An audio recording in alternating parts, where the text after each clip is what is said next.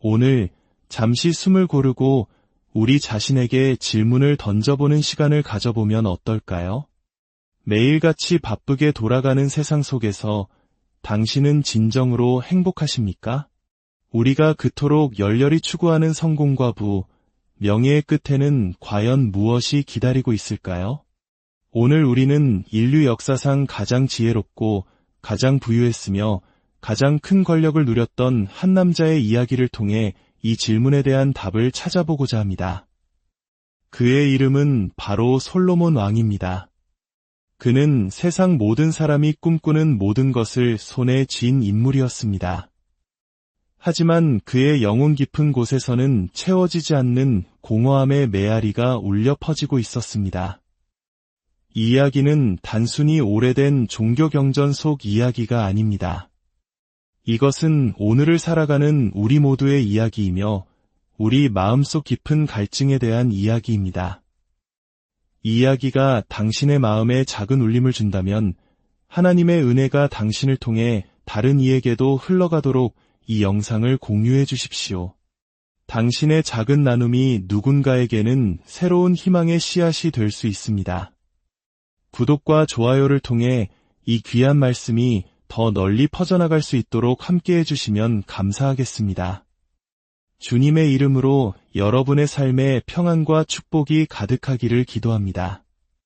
어느 날 예수님께 당대의 종교 지도자들이었던 서기관들과 바리새인들이 찾아왔습니다. 그들은 학식이 높고 율법에 정통했지만 마음은 교만으로 가득 차 있었습니다. 그들은 예수님을 시험하듯 말했습니다. 선생님, 우리에게 당신이 하나님의 아들이라는 증거, 즉 표적을 보여주십시오. 그들은 눈에 보이는 거대하고 화려한 기적을 원했습니다.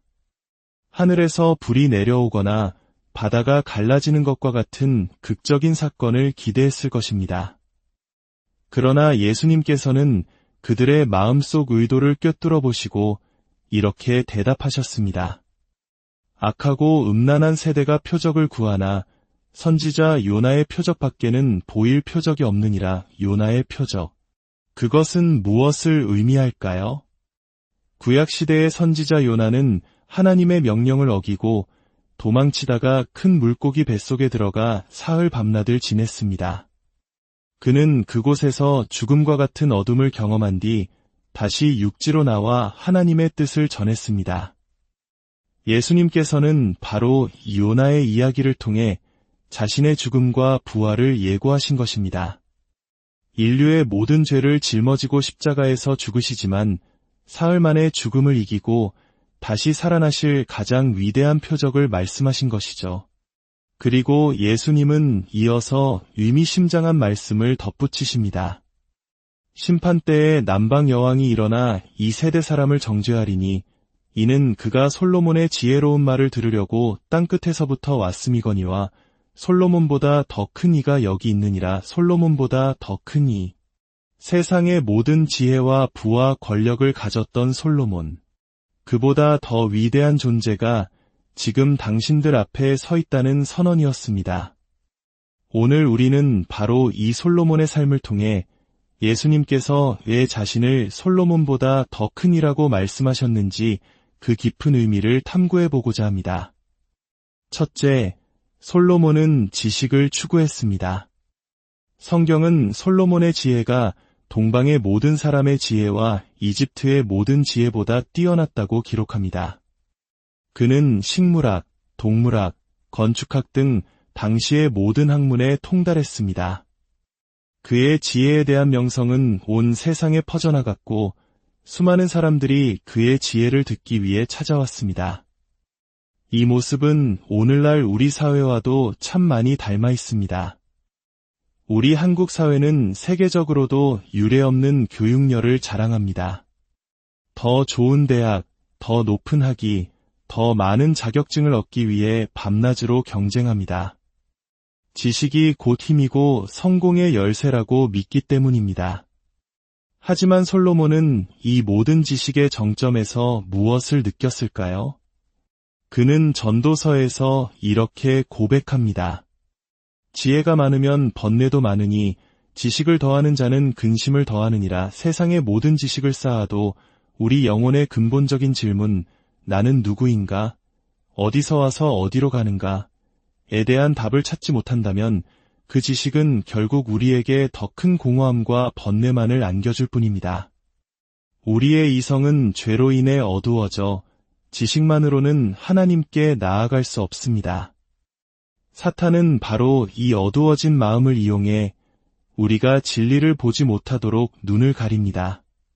그러나 솔로몬보다 더 크신 예수 그리스도께서는 말씀하십니다. 내가 곧 길이요 진리요 생명이니. 예수님은 지식 그 자체이시며 모든 진리의 근원이십니다. 우리가 그리스도를 영접할 때 우리의 어두웠던 마음은 새로워지고 세상을 창조하신 하나님의 지혜를 깨닫게 됩니다. 둘째, 솔로몬은 쾌락을 추구했습니다. 그는 자신의 마음을 즐겁게 하기 위해 상상할 수 있는 모든 쾌락을 좇았습니다. 거대한 궁궐과 아름다운 정원을 만들고 최고의 포도주와 음식을 즐겼으며 수많은 악사들을 동원해 연회를 열었습니다. 또한 그는 700명의 아내와 300명의 후궁을 두며 감각적인 쾌락의 정점을 맛보았습니다. 오늘날 우리 사회 역시 쾌락을 좇습니다. 더 자극적인 콘텐츠, 더 화려한 파티, 더 짜릿한 경험을 찾아 헤맵니다.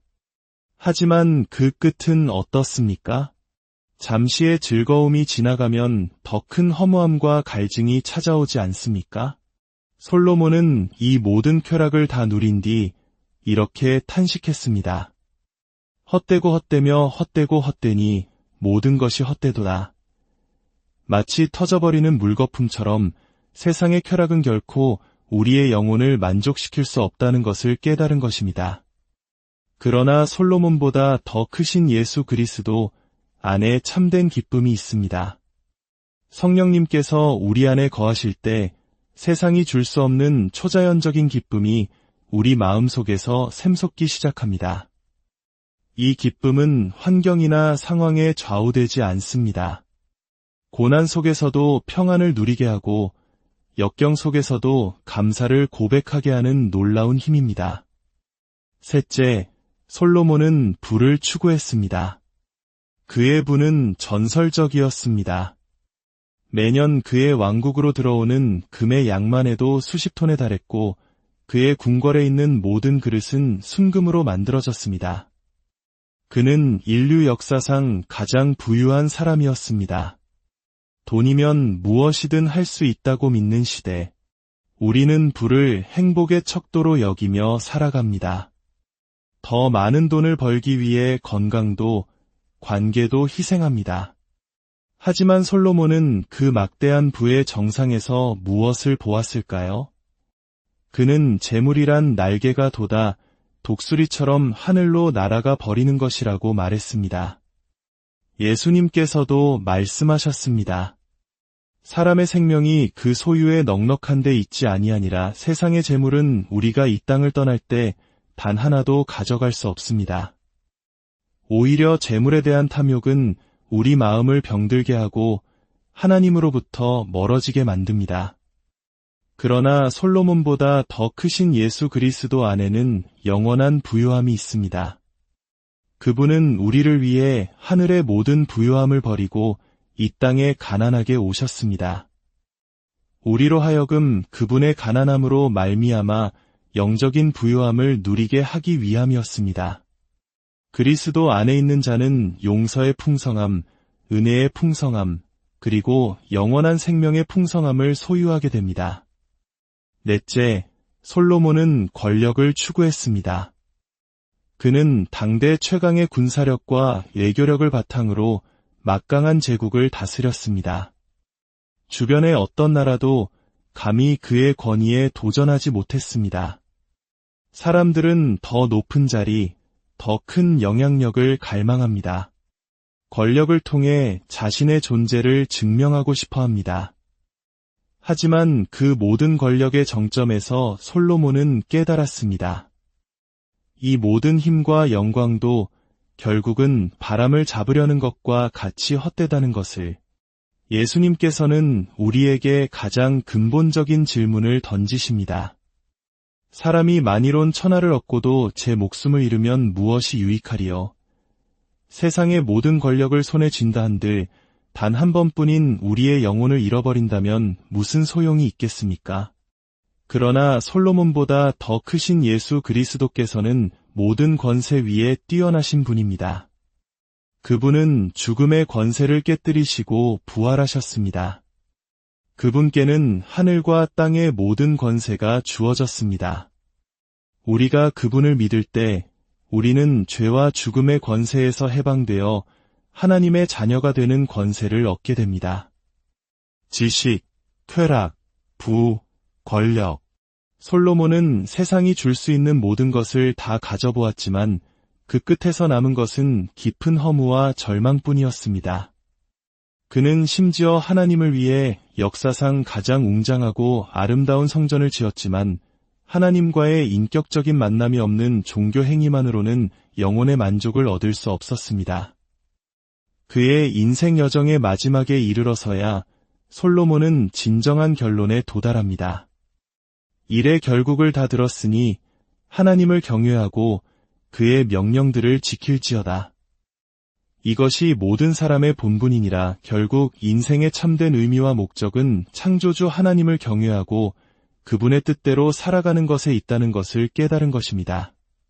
사랑하는 여러분, 오늘 당신의 마음은 무엇을 향해 달려가고 있습니까? 당신이 그토록 추구하는 그것이 당신에게 영원한 만족을 줄 수 있습니까? 솔로몬의 삶은 우리에게 분명히 보여줍니다. 세상의 그 어떤 것으로도 우리 영혼의 빈자리를 채울 수 없다는 것을. 우리 영혼은 오직 우리를 창조하신 하나님으로만 채워질 수 있도록 만들어졌기 때문입니다. 솔로몬보다 더 큰 이, 바로 예수 그리스도께서 지금 당신의 마음의 문을 두드리고 계십니다. 그분은 당신이 찾아 헤매던 모든 것의 실체이십니다.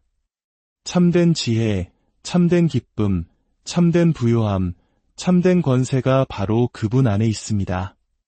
세상의 헛된 것들을 좇느라 지친 당신의 영혼을 그분께 맡기십시오. 십자가에서 당신의 모든 죄를 용서하신 그분의 사랑을 받아들이십시오.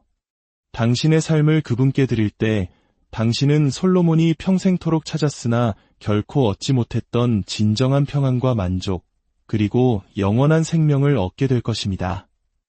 지금 이 순간 조용히 당신의 마음을 주님께 열어보십시오. 주 예수님, 저는 죄인입니다. 세상의 헛된 것들을 좇아 살아온 저의 삶을 회개합니다. 저를 위해 십자가에서 죽으시고 부활하신 예수님을 저의 구주와 주인으로 영접합니다. 이제부터 저의 남은 생을 주님과 함께 살기 원합니다. 이 기도가 당신의 진실한 고백이 되기를 바랍니다. 솔로몬보다 더 크신 주님께서 당신의 삶을 새롭게 하시고 세상이 알 수 없는 놀라운 은혜와 평강으로 당신을 인도하실 것입니다. 주님의 이름으로 여러분 한 분 한 분